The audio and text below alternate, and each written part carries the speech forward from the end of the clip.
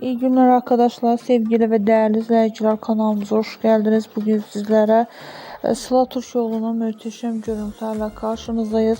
Sıla Türkoğlu'nun özel ve güzel görüntülerin devam gelmesini istiyorsanız kanalımıza abone olmayı unutmayın. Hoşça kalın arkadaşlar, bizden bu kadar.